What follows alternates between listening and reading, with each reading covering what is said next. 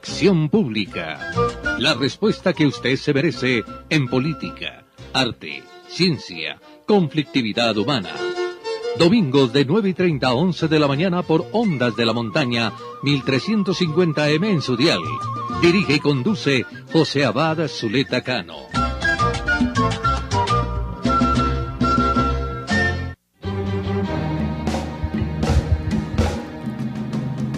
Ninguno de nosotros saldrá de aquí con vida. Así que por favor deja de tratarte mal hasta con los pensamientos.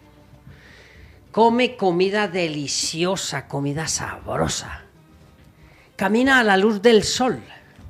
Salta en el océano. Di la verdad que llevas en tu corazón como un tesoro escondido. No temas a la vida, sé tonto, sé amable, sé raro. Ojo, no hay tiempo para mucho más. Buenos días, amables oyentes, bienvenidos a una nueva emisión de su programa Acción Pública. El programa que le entrega la respuesta que usted se merece los domingos de 9:30 a 11 de la mañana por la emisora tradicional de Antioquia. Ondas de la Montaña, 1350 AM. Buenos días, buenas tardes, buenas noches. Saludamos a nuestros oyentes en todos los usos horarios en el mundo entero. Muchísimas gracias por sus mensajes, por sus comentarios. Saludo especial a nuestro amigo el doctor Nicolás, el juez que nos ha acompañado en tantos programas. Muchas gracias por sus palabras de apoyo y por su colaboración en muchos de los temas que tratamos en este programa. Y en general a todos nuestros oyentes que nos envían muchísimas preguntas. Muy importante que comprendan, amables oyentes, la complejidad de darle respuesta a todas las inquietudes, pero haremos y siempre hacemos el esfuerzo por entregar a nuestros oyentes lo mejor. Acción Pública, la clase del domingo, por eso invitamos a los especialistas, a los que saben de los temas que tratamos. Desde hace 8 días venimos trabajando el tema de la economía y las posibilidades de una crisis económica. Por eso estamos con los mejores. Un saludo al doctor Carlos Vides. Carlos, buenos días. Buenos días, José Abad. Buenos días a toda la audiencia. Una mañana más de domingo aquí en la clase temprana. Un abrazo a todos los que nos escuchan en el mundo entero.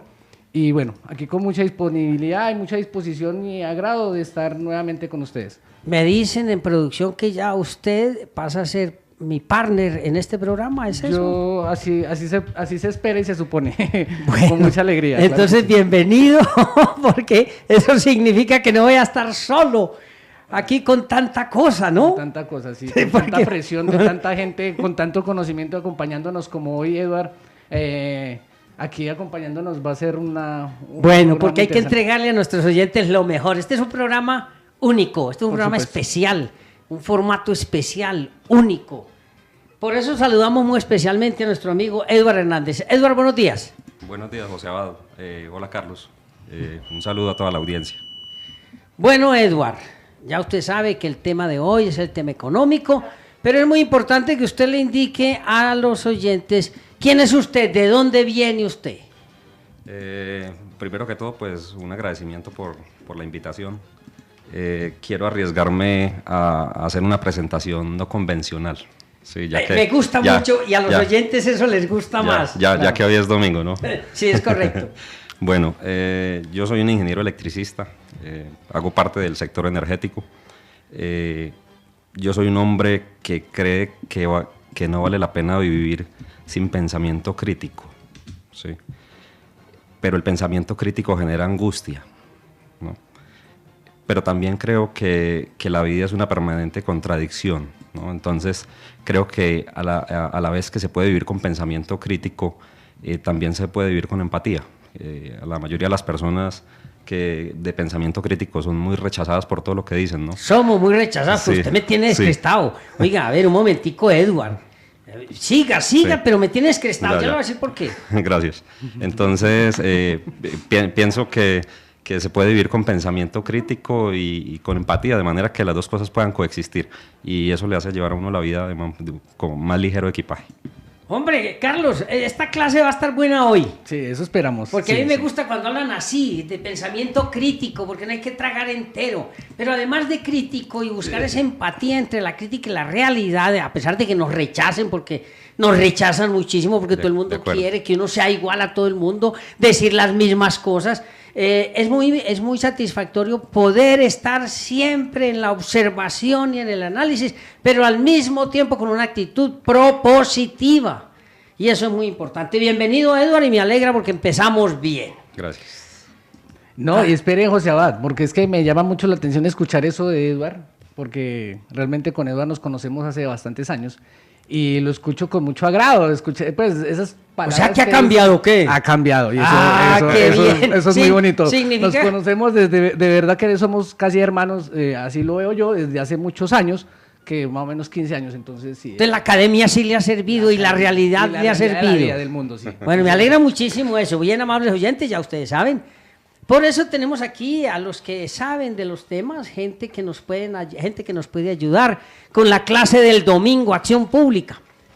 Bueno, muchísimos mensajes y muchísimas preguntas en torno a la parte de astronomía los domingos. Yo les agradezco mucho su interés, amables oyentes, pero es que hay veces que los temas no dan tiempo. Me hacen varios oyentes, me hacen una pregunta que es bien complicada. Y es, ¿cuáles son los resultados de la estadía de los astronautas en la Estación Espacial Internacional? Pues hace 15 días yo hablé del astronauta Scott Kelly, que siempre estuvo 340 días en la Estación Espacial. Él está siendo estudiado, analizado en NASA, correlativamente con un hermano que tiene, que es mellizo, que también es astronauta, y están realizando una serie de estudios. Pero la verdad, mis amigos oyentes, es que todavía no se sabe cuál es el resultado de los análisis, porque son estudios de muy largo plazo. Pero Kelly vuelve a ser primera página en los medios internacionales de comunicación porque renunció a la NASA. Y esa renuncia pues ha generado muchísimas inquietudes. Pero yo les quiero informar, amables oyentes, lo siguiente. La NASA está obsesionada con enviar tripulación a Marte en 2020. Eso significa que tienen que acelerar los estudios del comportamiento del cuerpo humano en una gravedad tan pequeña y en una atmósfera tan pequeña como la marciana. Ustedes saben que en la Estación Espacial Internacional el cuerpo humano sufre unas transformaciones, sufre unas variaciones en la fisiología y en la estructura, tanto ósea como muscular, muy complicadas de manejar rápidamente, además de la situación psicológica. La densidad ósea en el espacio se reduce casi en un 5%. Yo les había comunicado que lo importante de este experimento con Kelly y con el astronauta ruso Sergei Volkov era que precisamente al llegar a Rusia, cuando descendieron, es que salieron de la cápsula por sus propios medios y eso es un buen síntoma. Pues resulta que Kelly está mostrando unos problemas en su motricidad, está perdiendo orientación, no tiene concentración, no tiene buena medida en el manejo de las extremidades superiores. Eso se está analizando en este momento, porque además de perder densidad ósea, se pierde densidad muscular. Además, también hay problemas psicológicos que se están analizando. Pero lo importante es que todo el tiempo que permaneció Kelly en el espacio va a servir para ir afinando y concretando muchos experimentos y muchos aspectos que tienen que manejarse en Marte, especialmente el que tiene que ver con la pequeña atmósfera que hay en Marte, que es muy reducida en relación con la de la Tierra, y eso genera en la fisiología humana unas transformaciones muy complejas que se están manejando, se están tratando de manejar en tierra a raíz de la utilización de muchos remedios y drogas que van a permitir en su momento poder vivir algún tiempo en Marte. Lo más importante es para nuestro programa que vamos a buscar la forma cada 8 días entonces, o mínimo cada 15 días, de seguir haciendo nuestros apuntes de astronomía, porque la verdad a mí me hacen falta y a ustedes también.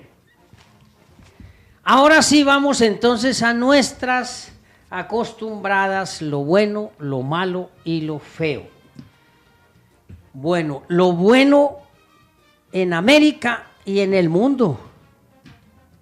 Edward Carlos, Festival Iberoamericano de Teatro. Ellos lo nombran Iberoamericano de Teatro, no, pero es el Festival Internacional de Teatro. Claro, claro. Es uno de los espectáculos más importantes de América y del mundo. Sí.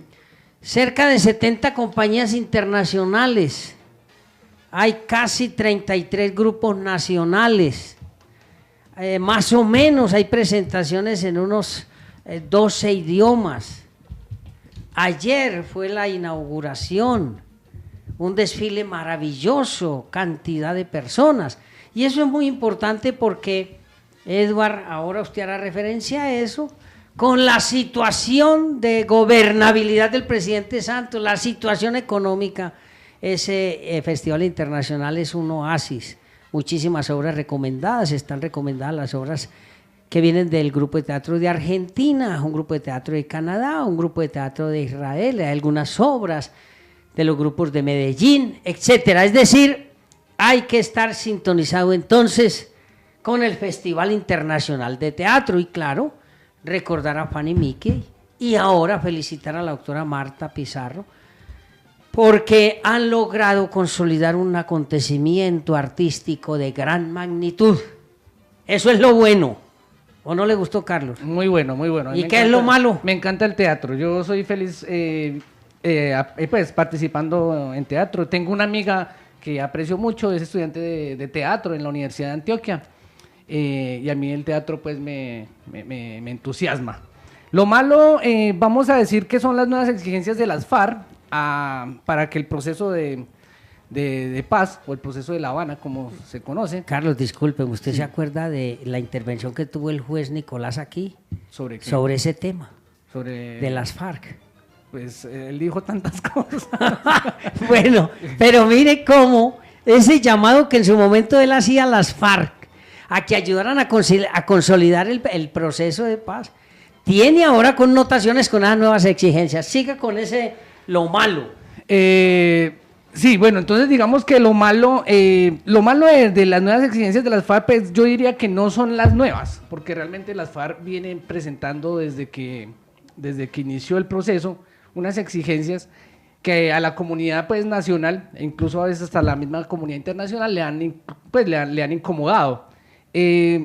Recordemos que en noviembre del año pasado ellos estaban hablando de de la discusión sobre la justicia transicional y querer como parte del conflicto, y eso es lo que uno no puede, digamos, apoyar, y eso es lo feo, querer como parte del conflicto que todo se dé hacia su querer, eso no se puede, digamos, aceptar. Yo creo que ahí las FARC están, digamos, equivocadas totalmente. Ellos como que todavía no han entendido qué es un proceso de negociación. Ellos creen que el proceso de negociación es todo lo que ellos quieran, se les tiene que ofrecer, y ahí eso es lo feo. Lo feo es querer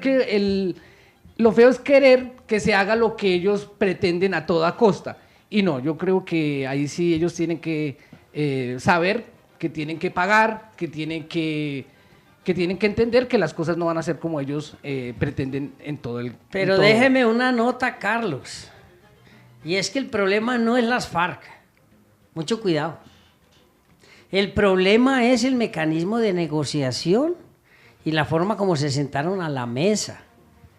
Y la forma como el gobierno ha venido manipulando a la opinión pública. Y yo digo manipulando y las encuestas así lo indican.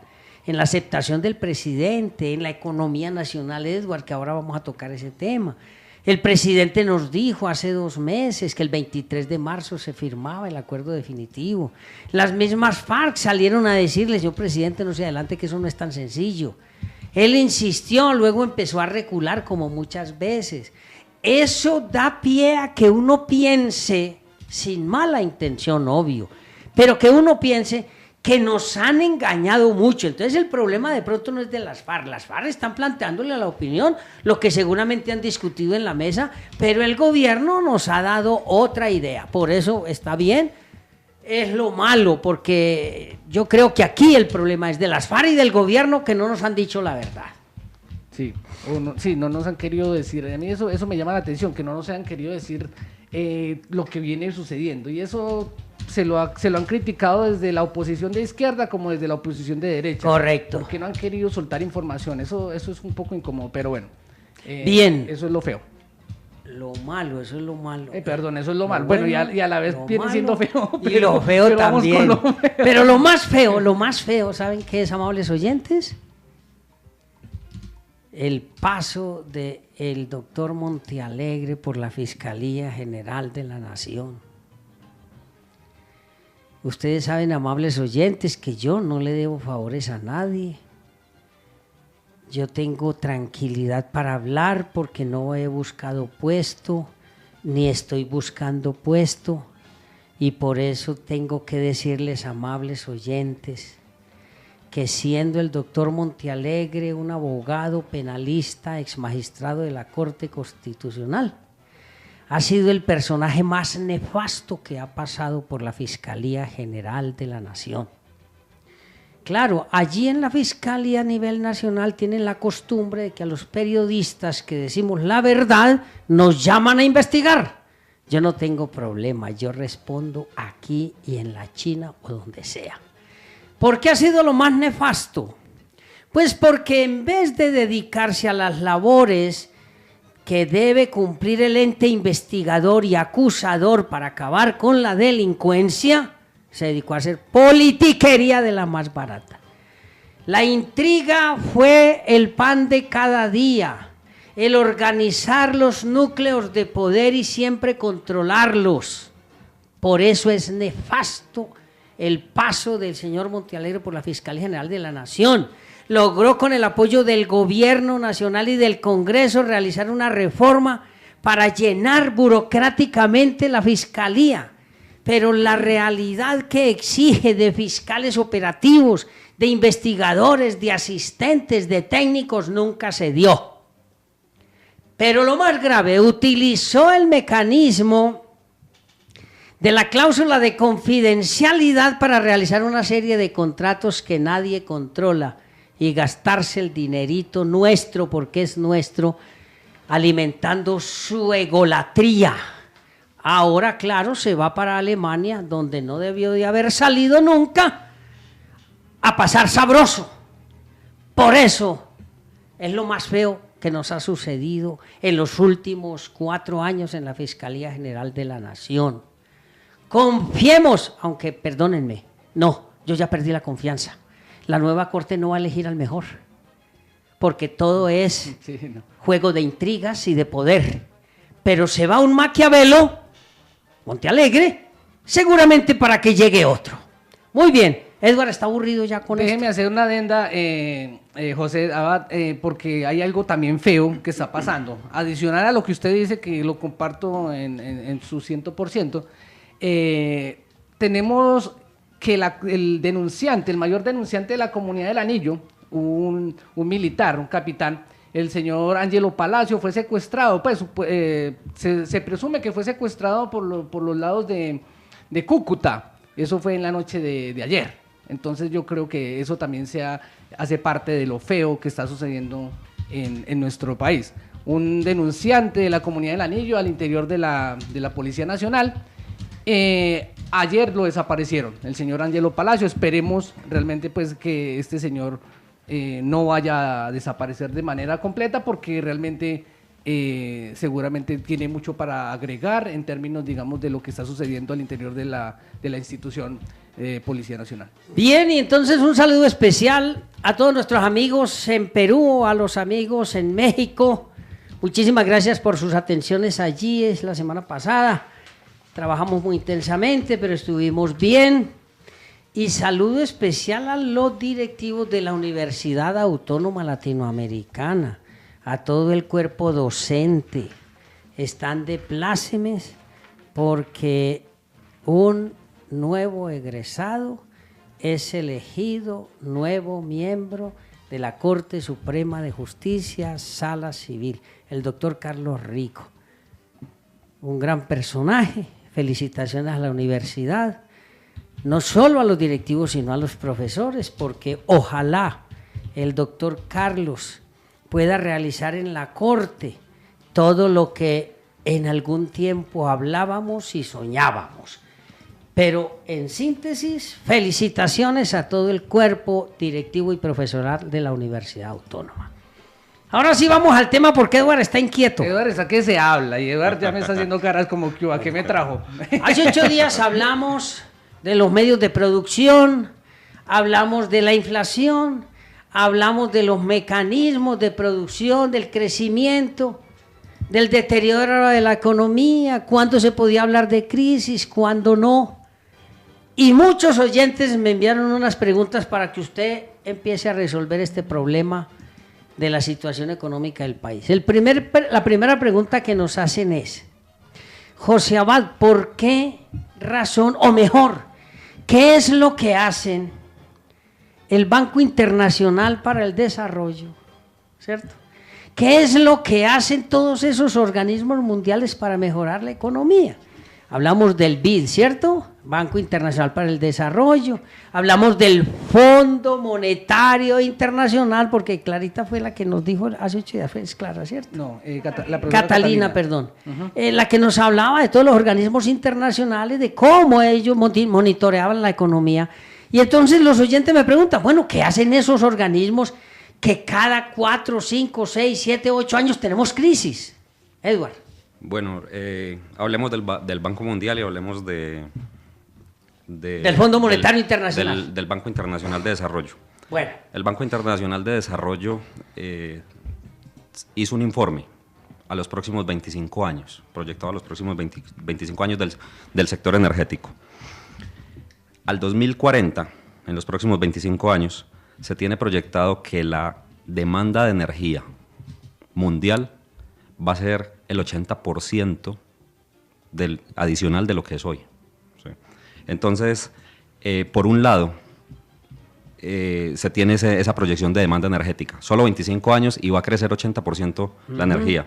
Por otro lado, se tiene previsto a nivel nacional, en nuestra nación, lograr una reducción en consumo energético del 17%, vamos en el 13%. ¿No?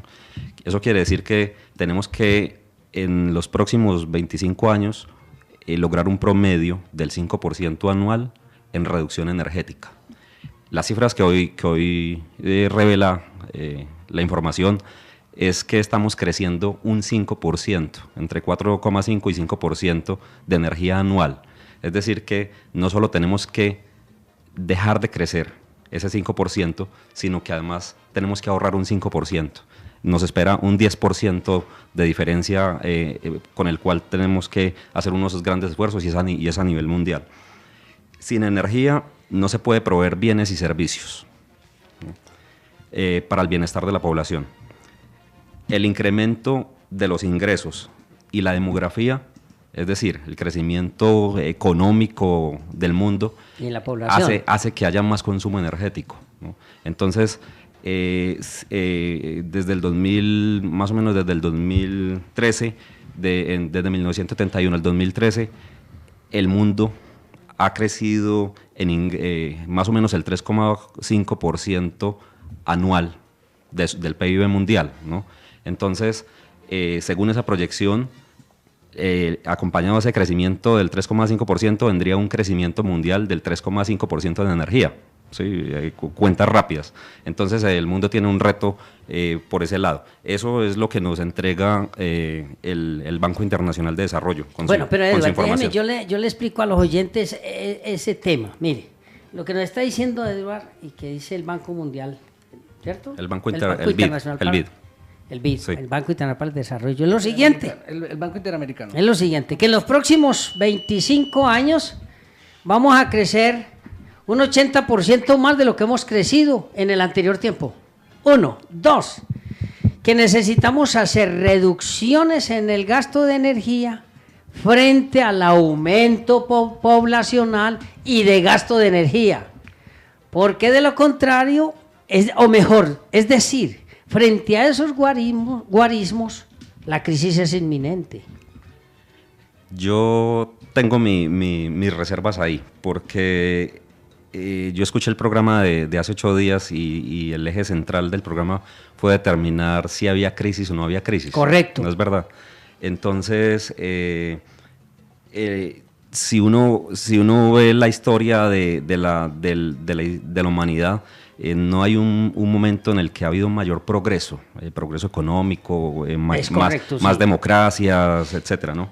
Entonces, si uno sigue proyectando esa historia, el historicismo del asunto, podemos suponer que va a haber mayor progreso más adelante, ¿no?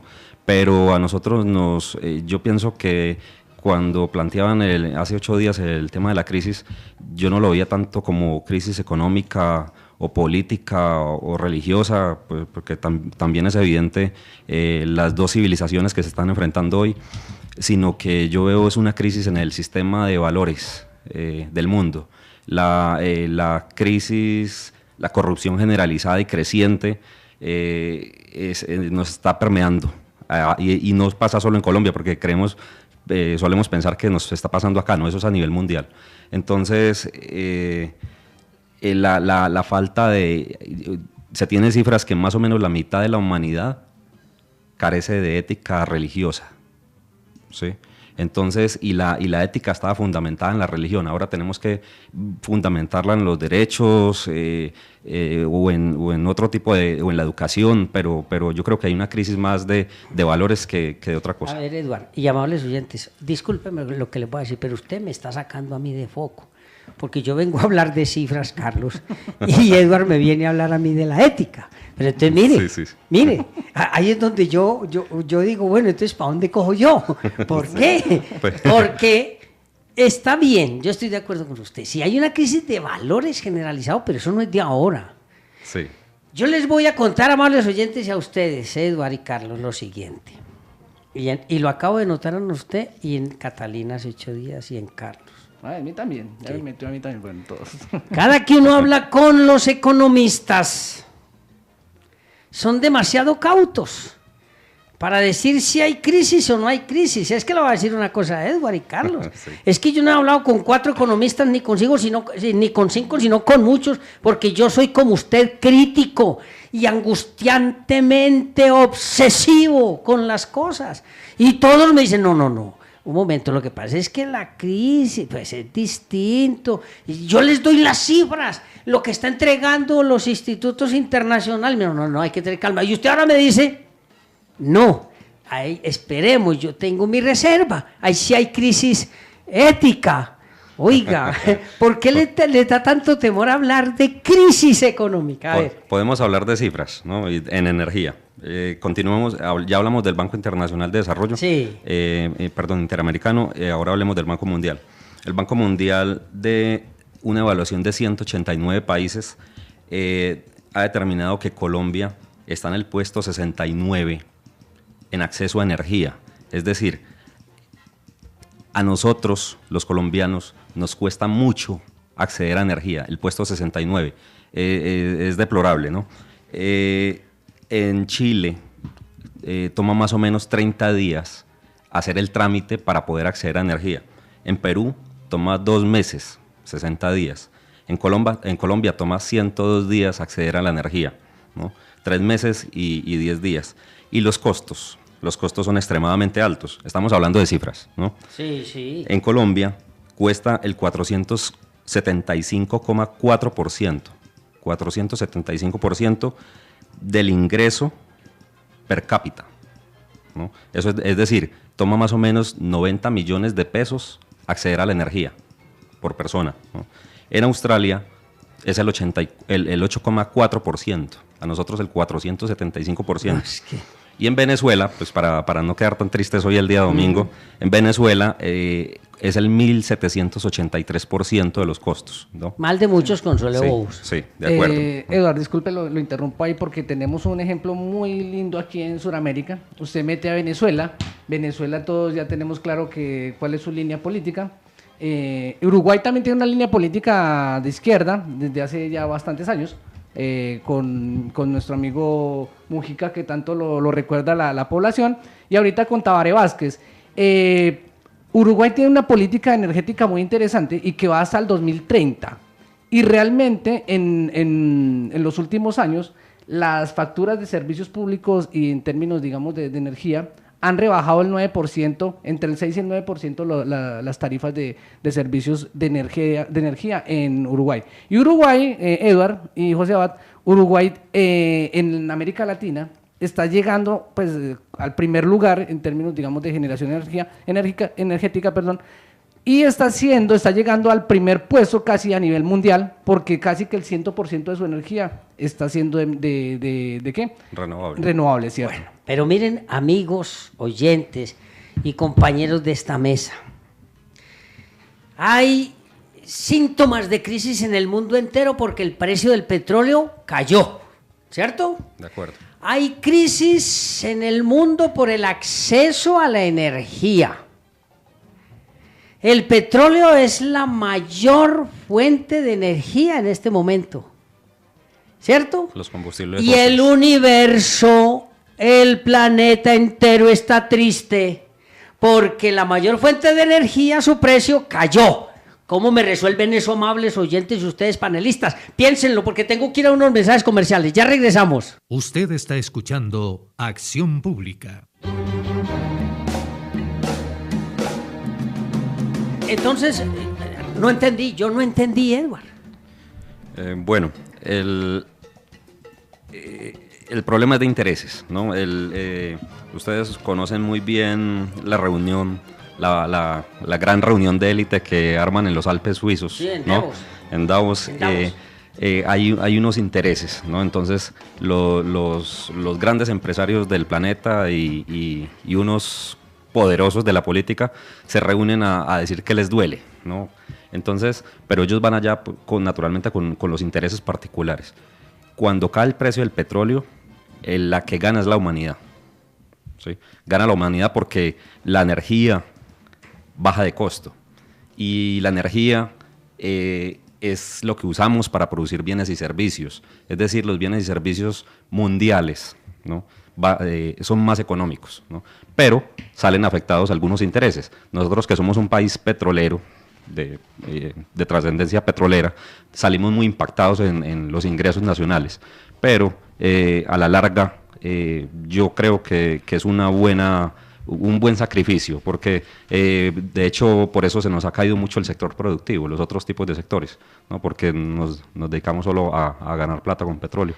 Eduard, pero frente a lo tuyo y lo que nos acabas de decir, a ver, yo tengo una gran preocupación porque las últimas noticias económicas, por ejemplo, de la China, la China tuvo una reducción casi del 5% en este primer bimestre, enero y febrero, del 6%.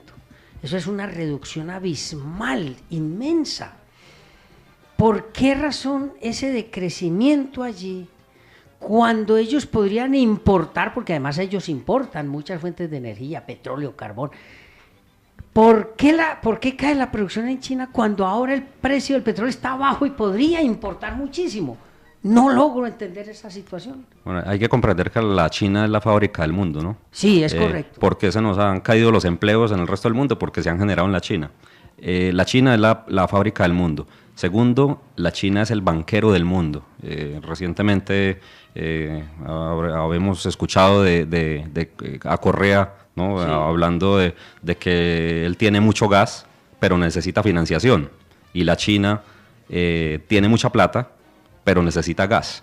Entonces, todos esos valores fundamentales, cuando hay dinero de por medio, ya no importan tanto, ¿no? Entonces el presidente Correa, un gran economista, pero cuando se trata de plata, pues se trata de sus intereses o de los intereses de su país, pues tiene que agachar un poco la cabeza y pedir su préstamo, ¿no?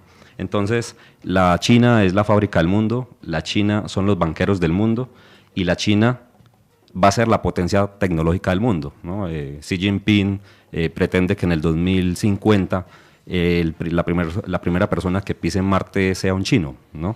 Y tienen su desarrollo tecnológico copiando a Estados Unidos, ¿no? El Pentágono y la NASA son la fortaleza tecnológica de Estados Unidos y la China ha hackeado el Pentágono y tiene unos proyectos espaciales billonarios para llegar a Marte, ¿no? Pero Edward, contaba la China con la crisis económica del año pasado y comienzos de este, para hablar de que puede ser potencia en 50 años. ¿Contaban ellos con eso? Tienen 1.200 millones de personas, ¿no?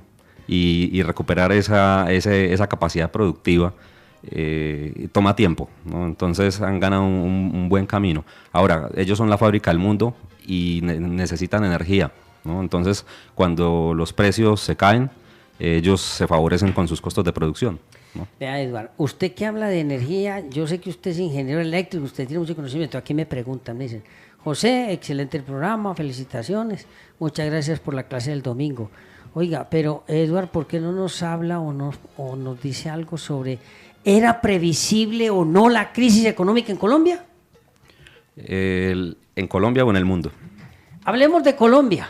La gente está muy preocupada porque le están pidiendo que apaguen los bombillos, que no gasten agua, que no sé qué. ¿Era previsible eso? Pues como toda crisis, si uno sabe que la crisis viene, pues no llega a la crisis, ¿no? Siempre se recorren a buenos mecanismos.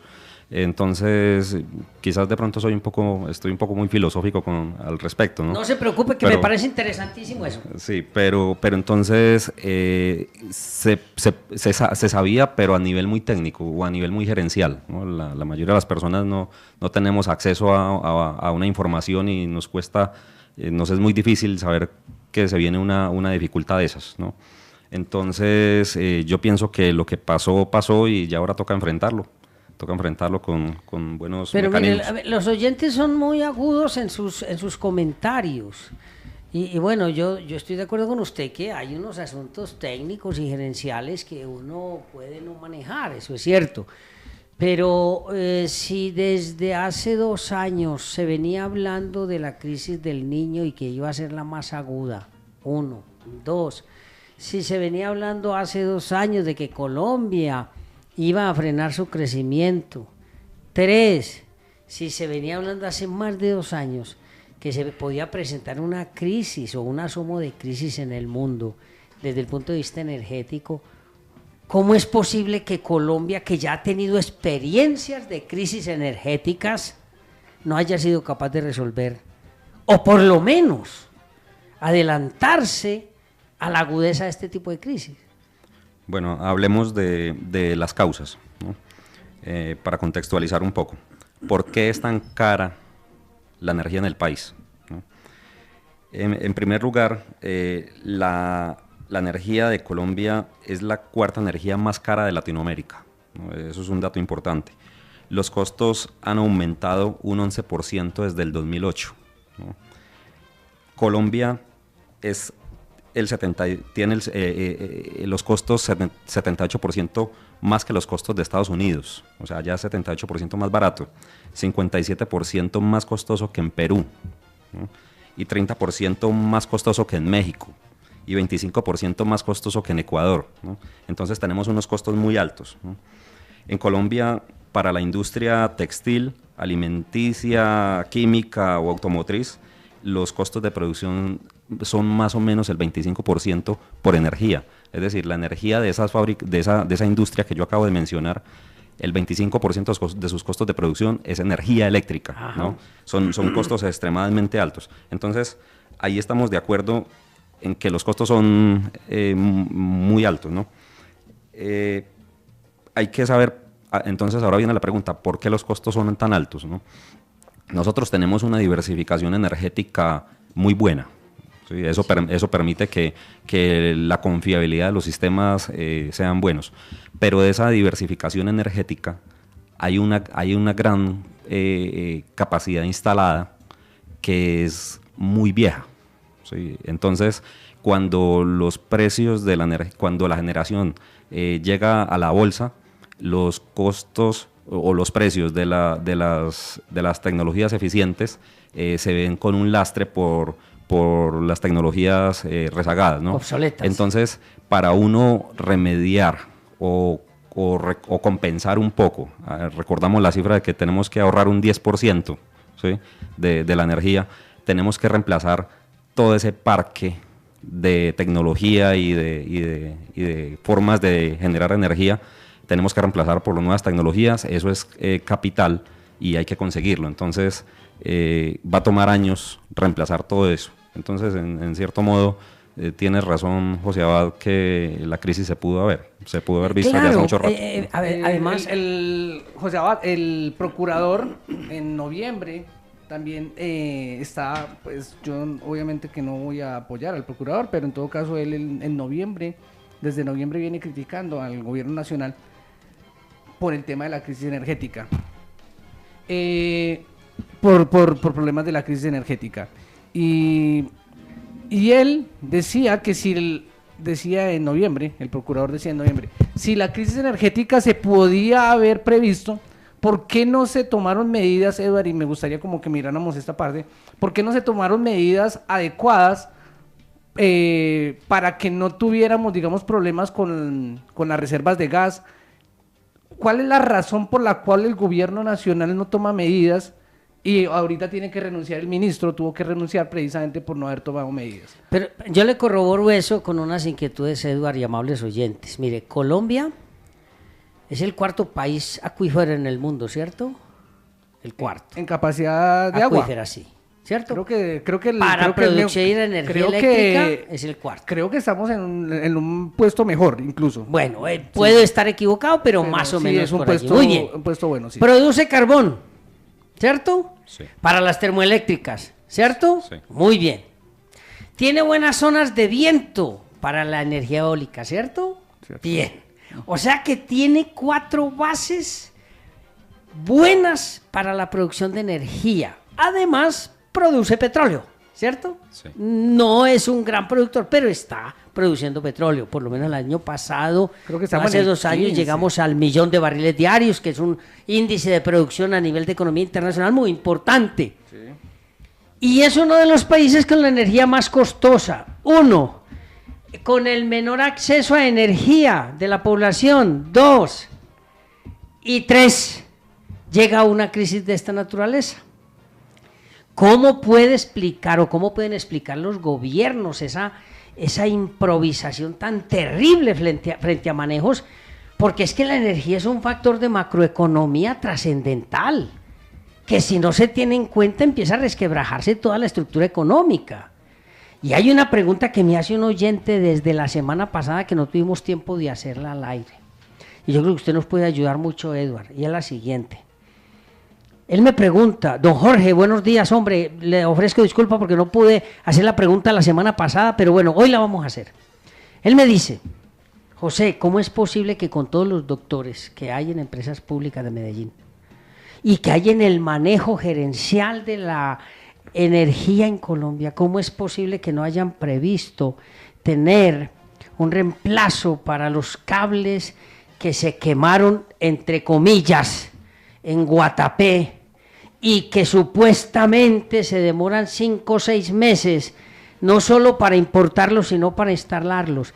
¿Es posible que eso suceda en una entidad como Empresas Públicas de Medellín, con el nivel profesional y gerencial que tiene? Esa es la pregunta de don Jorge. Eduardo, disculpe, antes de que responda, mire, nosotros Colombia es tercer país que más agua tiene en el mundo. Bueno, tercero. o sea que es mucho mejor. Sí, sí, estamos al tercer puesto y eso es muy bueno. Y en términos, digamos, de puestos en producción, aunque yo no lo llamo producción, sino en extracción de petróleo, estamos en el puesto 22 a nivel mundial. No está tan malo. No, por supuesto. No, estamos hablando de 193 países que hay en este momento en el puesto... planeta. Sí, sí. Entonces estamos bien. A ver, Edward, que don Jorge está desesperado con esa inquietud. Bueno, le decimos a don Jorge que tiene toda la razón, ¿no? Pues para empezar. Voy a ser de abogado del diablo, ¿no? Un poco. Sí. No todo es tan malo, ¿sí? Colombia tiene una confiabilidad muy, muy buena, ¿no? Es considerado en una escala de 0 a 8 por el Banco Mundial, este informe del que les hablaba ahora. Colombia está en esa valoración en el punto 6. El resto de Latinoamérica está en el puesto 4, en la valoración 4, ¿no? Entonces, quiere decir que de toda la capacidad energética que tenemos nosotros, de todo el sistema de generación, de transmisión, de distribución de energía, hay una gran confiabilidad. Es decir, hay pocos apagones y cuando hay, se compensan muy rápido, ¿no? Entonces, hay una alta eficiencia en el suministro y una alta diversidad de la producción eléctrica, así como mencionaste ahorita, que el carbón, el petróleo, correcto, agua. Entonces, lo que dice don Jorge tiene razón, pasa, ¿no? Eso es un asunto de gestión de activos físicos. Empresas Públicas de Medellín tiene miles de activos físicos. Monitorearlos ahí está siendo usted de abogado del diablo. Muy bien. Es complejo, hay que tener sistemas de inventarios muy desarrollados y sistemas de confiabilidad para saber cuándo le va a fallar, con análisis probabilístico para saber cuándo le va a fallar el cable, ¿no? Entonces, tiene razón don Jorge, pero no todo es tan malo. Déjeme, no me voy a salir del tema, sino que le voy a poner un poquitico de humor. ¿Por qué no contratarían a Natalia Schwarzenegger? Sí. Pudieron haberla contratado, ¿no? Para que a través de algoritmos pudiera resolver eso. Porque es que la tecnología que tenemos hoy para controlar inventarios es enorme. Sí. Entonces, claro, usted está siendo abogado del diablo, muy bien que lo haya advertido. Sí. Porque es que no lo entiende el oyente del común. Uno no lo entiende que en empresas públicas suceda eso. Porque es que Empresas Públicas está inmersa en una estructura macroeconómica que no puede fallar. Empresas Públicas no puede fallar, no solo frente a la estructura macroeconómica, sino a lo que significa la misma estructura interna que significa Empresas Públicas, ¿cierto? Ahora, usted dice que tiene muchísimos activos, eso es cierto, pero es que tiene también los mecanismos para ejercer el control. Y mire, que lo que sucedió no es un daño de 2 pesos, no es un daño pequeño. Y eso en momentos, y hay que decirlo, de crisis energética en el mundo y en el país, porque ahora dijimos que no íbamos a hablar mucho del mundo, pero la crisis energética es en el mundo y especialmente en el país. Sí, pues por algo, fíjate que por algo Eduardo nos decía, el Banco Interamericano de Desarrollo tiene ya, digamos, unos estudios muy claros. El Banco Mundial también está proyectando el tema de la crisis energética y está planteando políticas o está proponiendo políticas. Entonces, es porque hay una crisis mundial. Y realmente nosotros, en nuestro programa, pues sabemos que lo escuchan en varios lugares del mundo. Entonces, sí nos toca hablar del mundo. De hecho, quiero aprovechar acá, ya que estamos hablando de varios lugares del mundo, para saludar a Daniel Lander en Talca, en Chile.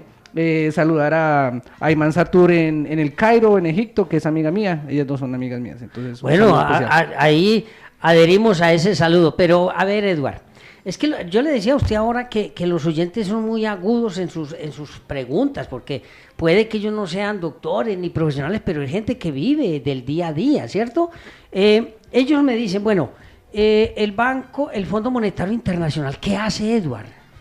El fondo, yo escuché una vez a Eduardo Galeano, ¿no? el pensador uruguayo, decía... El hombre de las venas abiertas. El hombre de las venas abiertas de América Latina. Ajá. Y el hombre decía que el Fondo Monetario Internacional es la niña consentida de los intereses mundiales, ¿no? Es un organismo, una organización, cuida de esos intereses y participa también en Davos con la doctora Lagarde. pues es muy buena ejecutiva. La pero, reeligieron, entre sí, otras cosas, sí, sí. sin discusión. Sí, entonces el Fondo Monetario Internacional, su preocupación es el asunto de pobreza, ¿no? Incluso no tanto ni desigualdad. Con los temas energéticos tiene una participación más o menos pasiva. Pero la pregunta que me hace el oyente frente al Fondo Monetario Internacional tiene que ver es con algo que él leyó. Él me dice, el Fondo Monetario Internacional establece los índices de crecimiento de los países a nivel individual, por regiones y a nivel global, ¿no?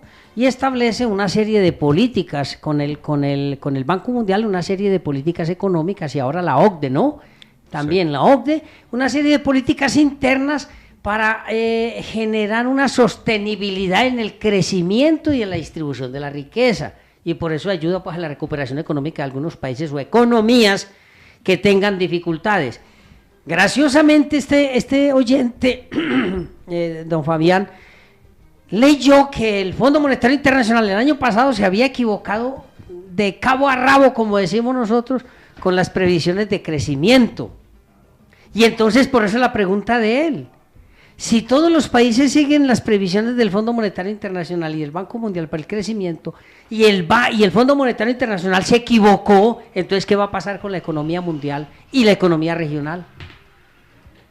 Edward, esa es la inquietud. ¿Por qué? Porque es que si el centro, la entidad internacional mundial más importante, que es la que se encarga de hacer todos los estudios, incluso el Banco Mundial y el Fondo Monetario Internacional y el Banco Internacional para el Desarrollo, que creo que el secretario es un colombiano, el señor Moreno. Sí, del BID. Sí, del BID, Banco Internacional, sí. Están estableciendo las políticas, las reformas tributarias, el manejo de la economía. Estas entidades, con todos los expertos que tienen, no han podido acertar ni una. Es por eso, José Abad, pero es que de eso hace 8 días pues apuntábamos. Estamos en una crisis económica. Catalina hace 8 días, Eduardo, ustedes escucharon. Ella no dijo que estamos en crisis. No, por eso. Ella dice que no. Yo estoy absolutamente seguro que Eduardo, lo primero que dice, no, hay que tener calma, mucho cuidado. Sí, Eduardo está en un nivel de trance un poco más alto que el mío. Yo sí creo que estamos en una crisis, realmente estamos en una crisis. Y yo sí adhiero totalmente a esa idea de que el capitalismo está en su etapa final y todo esto son síntomas de ello. De hecho, el tema de lo que viene aquí anexo al tema de la crisis energética es el cambio climático, ¿cierto? Que aquí en este programa se ha hablado bastante. El cambio climático, Eduardo, es un resultado de todo esto. También en México hay un mexicano muy importante, es un economista mexicano, también es ingeniero, y él habla precisamente de que no hay cambio climático, de que no tenemos cambio climático, que simplemente es un asunto de fases de los sistemas. Ahí sí yo no tengo muy claro cómo lo plantea él, pero yo sí creo que tenemos un cambio climático, aquí lo estamos viviendo. Mire, los embalses están en el 53% de capacidad aquí en Colombia. Y realmente estamos en una crisis, Eduardo, José Abad, que yo no sé si lo podemos aquí resolver.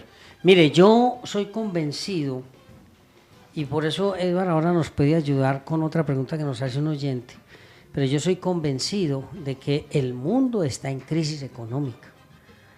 Lo que pasa es que, claro, los organismos internacionales y los gobiernos y los economistas especialmente se cuidan mucho de hablar abiertamente de crisis para evitar la generación de pánico, ¿no? Y eso está bien. Pero todos los indicadores en este momento económicos están hablando de crisis. Por eso un oyente me hace una pregunta, me dice, Edward, ¿cuál es la diferencia entre crecimiento y recesión? Y yo digo, Edward, si usted que habla de energía y no tiene en cuenta el crecimiento y habla de energía y no tiene en cuenta la recesión, es incuestionable que vamos a tener una crisis. ¿Por qué? Porque, por ejemplo, la producción de energía de empresas públicas tiene que tener en cuenta el precio del dólar.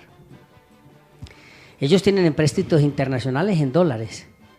Y la variación del dólar hace que el aumento de la producción de energía se dispare.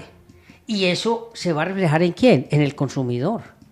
Cuando nosotros hablamos de los aumentos del precio del dólar y la devaluación del peso colombiano, lo que estamos diciendo es que las economías que dependen del sistema de dolarización van a sufrir las consecuencias necesariamente. Tan es así que mire usted cómo Irak decidió, por encima de la OPEP, seguir bombeando petróleo, ¿cierto? Luego dijo, no, vamos a reducir el bombeo.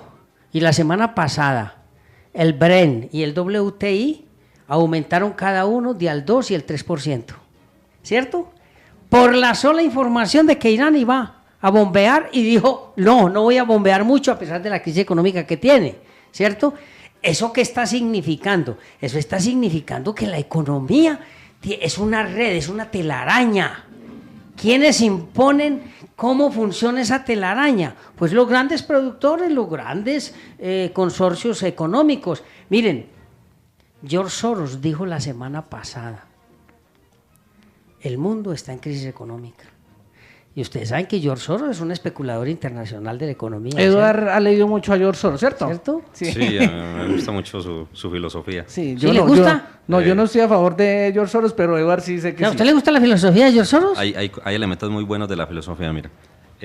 Pero de filosofía, ¿no? ¿De filosofía? Sí, yo no estoy diciendo que gana dinero. Vea, cuando empezamos a hablar de filosofía, el técnico ahí mismo se le para el pelo y dice, ¡hey, comerciales! Porque es que ese es el problema de la filosofía. Pero vamos a hablar ahora de George Soros, porque tenemos que empezar ya a ir concretando algunas inquietudes, porque los oyentes siguen... Pero, José, déjeme aclarar solo dos conceptos que usted ahorita utilizaba, y es los conceptos de crecimiento y desarrollo. Esos son conceptos absolutamente económicos y ambos son de manera directa, ambos están relacionados con el capitalismo. El crecimiento económico es algo continuo y tiene un límite. Nada puede crecer de manera ilimitada. Mientras el desarrollo sí puede ser ilimitado, y el desarrollo se intenta que sea ilimitado. El desarrollo es un aumento del bienestar. Correcto. ¿Ya? Sí. Y cuando hay una búsqueda de aumento de bienestar, eso puede ser ilimitado. ¿Ya? Mientras el crecimiento no, el crecimiento sí tiene unos límites, y en el crecimiento es a donde estamos, o donde prácticamente llegaron algunos países como China, Estados Unidos, donde ya no pueden crecer más y por eso empieza lo que usted ahorita llamaba el déficit, pero realmente son recesiones, ¿cierto? Pero, amables oyentes, no olvidemos una cosa, el crecimiento es el aumento de la riqueza y el desarrollo es el mejoramiento de la calidad de vida. Eso no se puede perder de vista.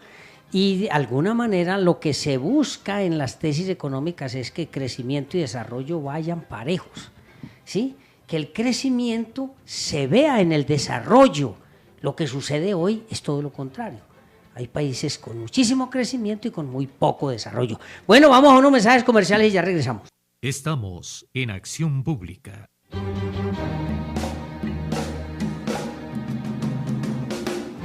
Bueno, muy bien, continuamos entonces con nuestro programa Acción Pública. Lo que pasa es que en la parte de comerciales el debate aquí al interno es complicado. Tenemos Santa Marta. Andrés, buenos días.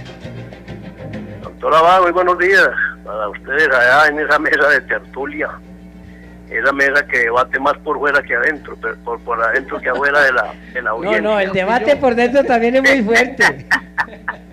¿Cómo han estado, Andrés? Muy bien, hombre, aquí pues con este clima variado, hay una brisa muy fuerte para estos días y el clima tiende a aumentarse. De todas maneras es como el estándar del país generalizado, el clima político, el clima de los vientos y de los soles, pero bueno, ahí vamos debatiéndonos. A propósito de climas y demás, ¿qué hubiese sido este país si no hubiera aparecido el niño precoz a molestarnos en todas las esferas? La gran disculpa hoy de los que todo lo avalan y todo lo patrocinan es el niño, el culpable de todo. No, y ya se está analizando, Andrés, porque ya viene la niña, está despertando la niña. y ahora viene la muchachita precoz también a acabarnos de fregar la vida, porque esa ya como que echa más agua de la cuenta. Entonces vendrán todos los estos que todo lo vaticinan a hoy es el niño, mañana será la niña. Sí, ya están hablando de eso. Ya estamos hablando de eso. Total, pues que simplemente era para eso. Vea, hombre, está el desgreño, la negligencia de los administradores de las cosas públicas, que en la costa tenemos sol 365 días al año. Quiere decir, para poner energía solar, nadie hace lo más mínimo por eso. Tenemos vientos, los que usted quiera, 6 meses al año. Nadie hace por la energía eólica. Y sin embargo nos toca soportar el pago de la energía más cara del país. Estas son las cosas que uno no se explica en un país rico, abundante en recursos, pero que definitivamente no tienen los gobernantes que merecemos. Oiga, lo último ya para irme y no distraerlos del debate. Sí. Resulta que los señores de La Habana no les gustan las zonas de concentración. Oiga, Carlos. No les gustaron las zonas de concentración. Pero hombre, a los bandidos hay que readaptarlos, hay que resocializarlos para retornarlos a la sociedad. ¿Cierto? Eso es lo mínimo pues que tenemos que hacer. Ahora, si no les gustaron las zonas de concentración porque son cárceles a cielo abierto y ellos quieren esposar de ciudadanos decentes e ilustres, entonces los generosos países beneficiadores como son Noruega, Cuba, todos estos que se rasgan las vestiduras para patrocinar la impunidad, entonces que se los lleven para unos añitos, nos los reeducan y nos los retornan a la sociedad después de un ciclo largo, eso sí, de educación. Esa es una propuesta. Muchos saludos para todos, ya va. Pero a nosotros, venga, pero es que a nosotros como Estado, como sociedad no nos puede quedar grande hacer eso. Pues fíjese, claro. fijémonos pues todo lo que hablábamos hace ya como 4 semanas, todos esos procesos que se han vivido alrededor del mundo de resocialización, de entrega y dejación de los conflictos. Hombre, nosotros tenemos que tener la posibilidad y la capacidad de discutir.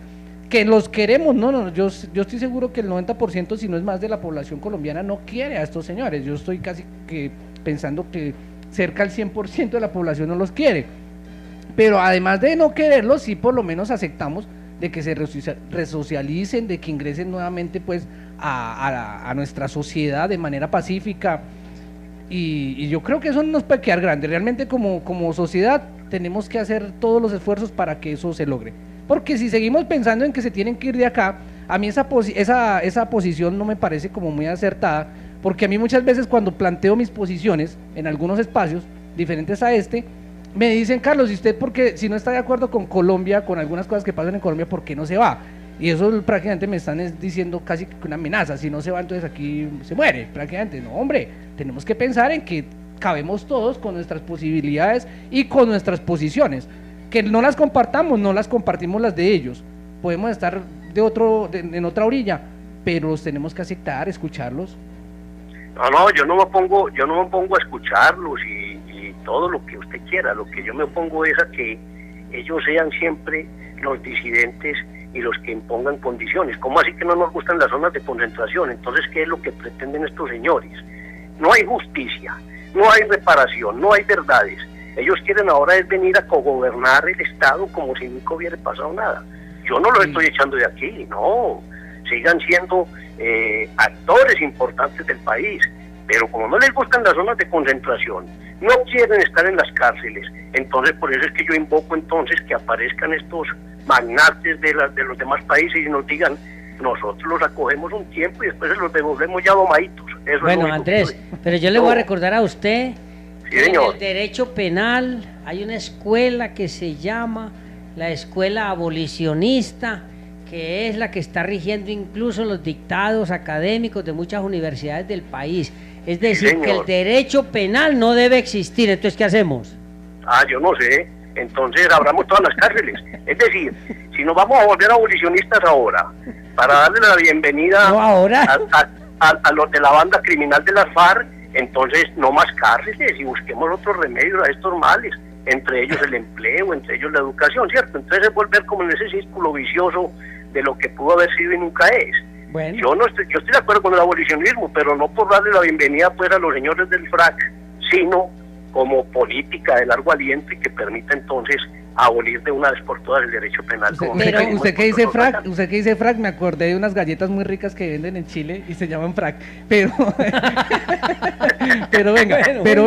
pero recordemos que el abolicionismo en Europa está muy grande y el abolicionismo va a partir también desde la enseñanza y la educación, y el abolicionismo va muy pegado, José Abad y Eduard van muy pegados, y Andrés van muy ligados al abolicionismo religioso. Si los ligamos, esto, mejor dicho... Bueno, pero es que vea, Andrés, Edward, Carlos, amables oyentes, es que usted, Carlos, me sale con unas cosas que con el abolicionismo del capitalismo que ya está desapareciendo. Ahora el abolicionismo de la religión, el abolicionismo de la pena. Y entonces Kant va a tener razón al decir que el hombre es naturalmente bueno. Yo no creo en eso de que el hombre sea naturalmente bueno. De pronto don Rousseau sí tiene razón, hombre, es que nosotros corrompemos a los buenos con tanta vulgaridad y tanta porquería que hay por ahí. El hombre nace libre y bueno, y la sociedad lo corrompe. ¿Pero y la sociedad qué es? Nosotros mismos, señor. Ah, bueno. De todas maneras, Andrés, muchísimas gracias por tu aporte. Bueno, nos alegra muchísimo, muy contentos de que siempre estés con nosotros aquí. Y claro, hay que seguir pensando hoy más que nunca, que incluso analistas hoy están diciendo que es imposible ya el acuerdo de paz con las nuevas posiciones de las FARC, y eso es grave de todas maneras. Es que cada vez son cargas de profundidad, como que ellos quisieran pues reinar y ser los reyes de reyes, y yo creo que por ahí no es la cosa. Si hay que ceder, tienen que hacerlo, pero no seguir pues con esa prepotencia y con ese cinismo de ahora posar de honorables ciudadanos. Hombre, a todos muchas gracias, un abrazo y cordial saludo. Bueno, mucha suerte, Andrés, y muchísimas gracias. De todas maneras son posiciones respetables. La situación no es fácil. Hoy la situación en las conversaciones de La Habana no es fácil, porque ya se presentan unas nuevas cosas que va a ser difícil de asimilar. Las encuestas frente al presidente y frente a las acciones del presidente son terribles. Es decir, pero las encuestas, José Abad, si bien es cierto que las encuestas no le dan al presidente un buen puesto, las mismas encuestas sí están diciendo que quieren el proceso de La Habana. Que debe seguir. Que debe seguir. Debe sí. seguir. Pero no hay optimismo. En este respecto, yo sí estoy muy en contra de Santrich, el señor de las FARC, porque sí me parece que ha sido... Ese señor es si bien es de los más poderosos dentro del grupo de negociaciones de las FARC, es un tipo demasiado negativo para ellos. No, Carlos, Edward, no olvidemos una cosa. La ley de la selva, ¿cuál es? Del mar, el pez grande se come al más pequeño. Y depende de cuál es su actitud en defensa de sus propios intereses.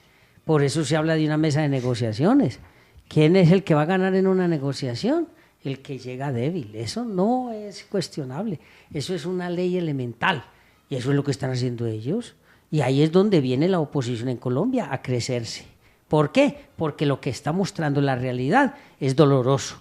Pero bueno, volvamos al tema económico, que ya vamos a terminar. Sí, que Eduard está aquí a hablar sobre su amigo George Soros. Mi amigo, yo no tengo amigos. No, el amigo de Eduard. Ah, el amigo de Eduard. A ver cuál es la filosofía de George Soros de perspectiva económica. Si fuera mi amigo no estaría aquí con ustedes.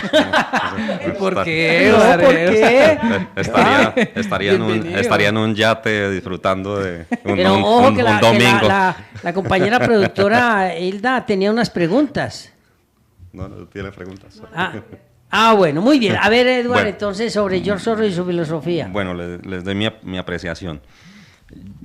Yo soy de la filosofía de que la verdad no está en las profundidades de la materia, ¿no?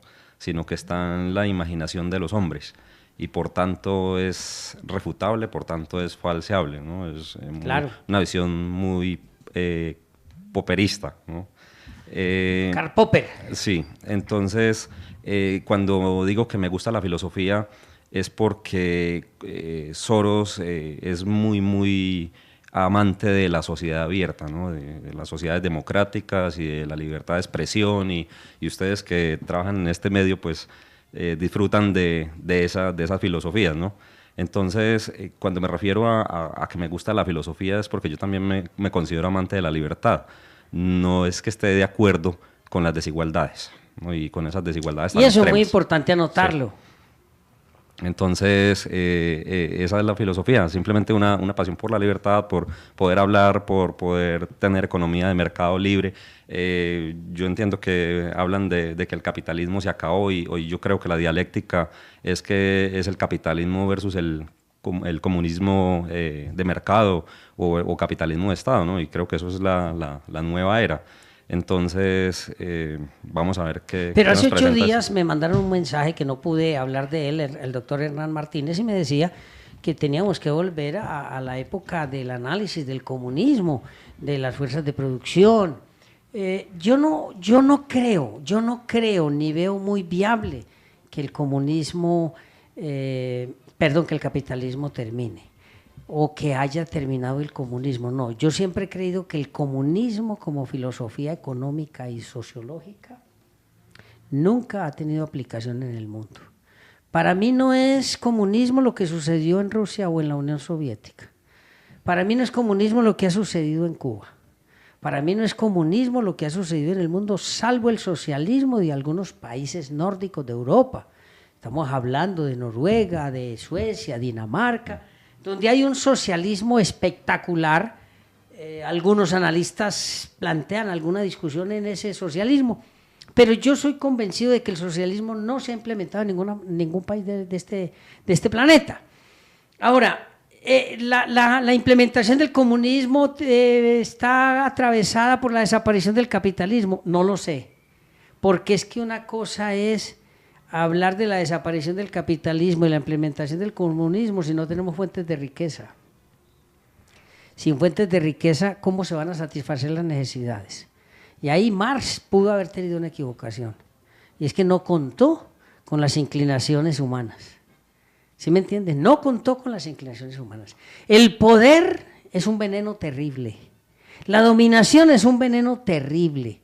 Cuando uno habla de igualdad, a la gente se le para el pelo, porque piensan, bueno, todo el mundo va a tener el mismo carro, todo el mundo va a tener la misma finca. Como Mao. Por ejemplo. Todos se vestían iguales, ¿no? Todos se vestían iguales, ¿no? Y lo mismo en Cuba, había que vestir a todo el mundo igual. El problema no es vestir igual, el problema no es que todos tengan el Mercedes-Benz. El problema es que el ser humano entienda que de la ambición no queda nada. Por eso, escuchó con la frase que iniciamos el programa, uno no se lleva nada.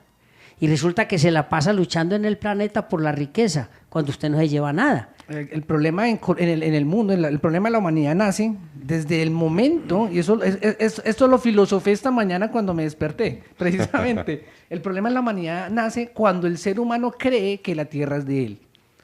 ¿Cada quien? No. Cada ser humano cree que es de él. No, pero yo digo desde el ser humano como especie. Sí. El ser humano cuando nace como especie, cuando digamos que en la escala evolutiva, va a creer que la tierra es de él. A partir de ese momento tenemos el problema. Porque ya queremos limitar.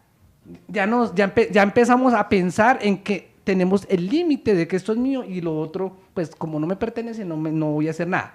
Y desde ese momento tenemos conflictos de una manera muy compleja. Claro, mire, en clase de economía yo ponía un ejemplo una vez. Decía, mire, ubíquese usted mentalmente, usted solo en una isla. Usted apareció en una isla, usted solo. Y entonces usted piensa generar sus formas de producir el pescado, de organizar el coco, el plátano, las frutas. El pescado no se produce, fíjese que el pescado se ahoga. No, pues de producirlo usted, de cómo lo va a pescar, cómo lo va a cocinar, ¿cierto? Bueno, que las tormentas, cómo lo va a resolver, claro, ¿cierto? El agua, cómo no aguantar frío en la noche, usted solito, usted no tiene problema y usted sobrevive. Y de un momento a otro aparece, despierta usted en la mañana, ese amanecer bonito, con otra persona ahí al lado, y lo primero que usted hace es, ¿qué hace usted aquí si esto es mío? De acuerdo, sí, totalmente. Y ahí está el conflicto humano, ahí está. Mire lo que está pasando, José Abad, disculpa, pero mire lo que está pasando en Europa con las nuevas migraciones, ¿cierto? Los migrantes de la Europa del Este y también de los africanos.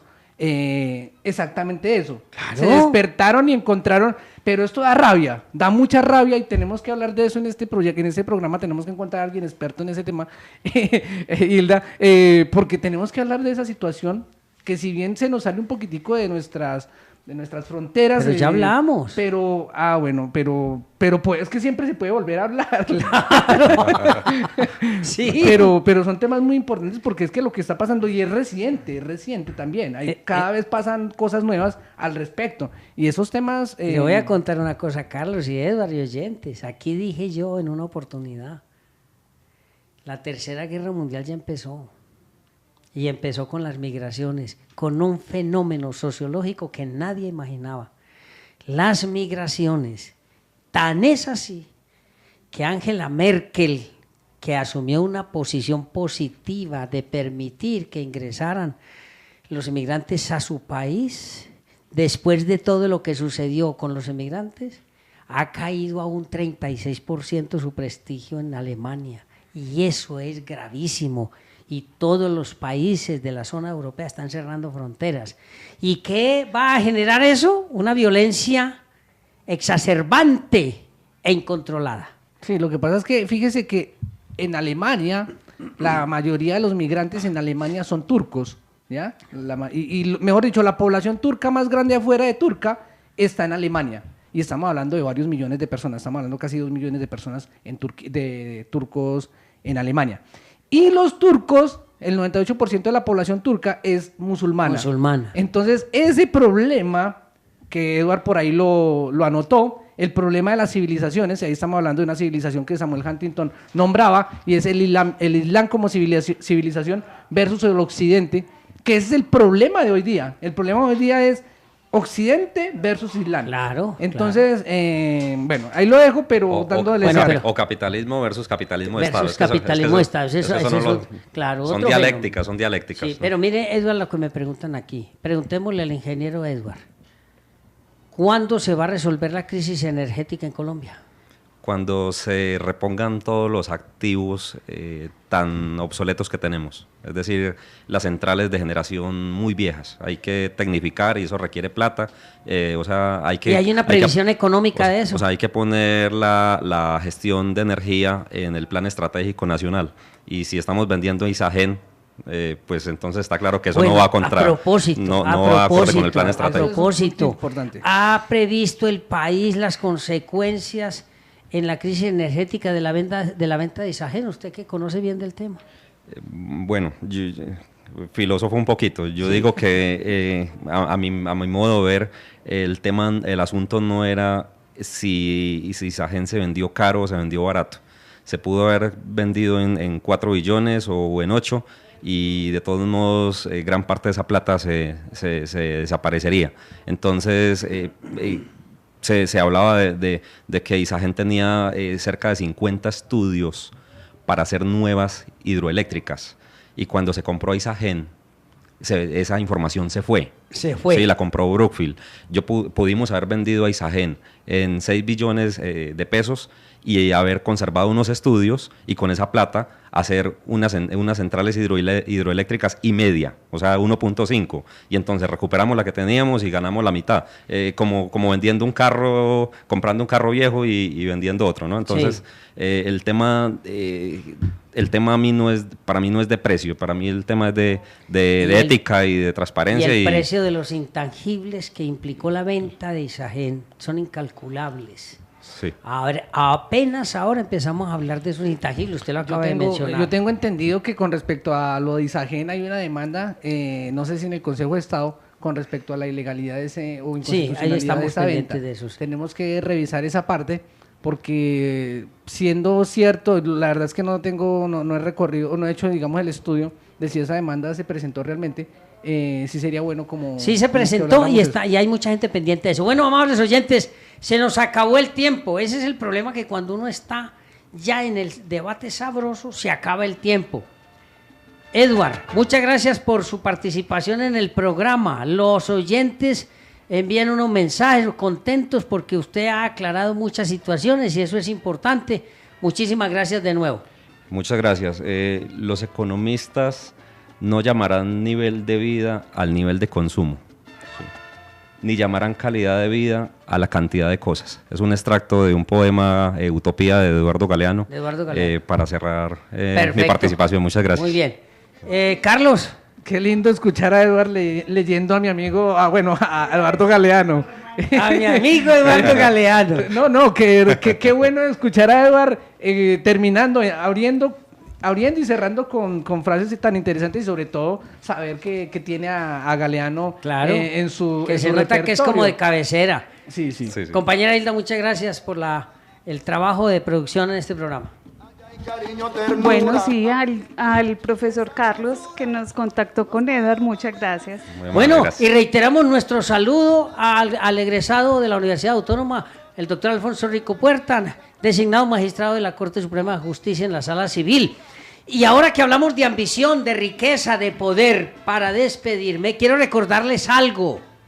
Deseo muy pocas cosas y las pocas cosas que deseo, las deseo muy poco. ¿De quién es?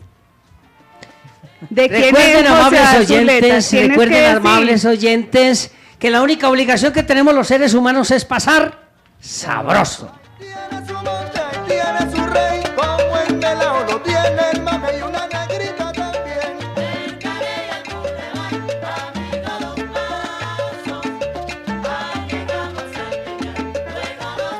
Donde el negro solo solito se liberó, rienda suelta al sabor y al tambor le dio.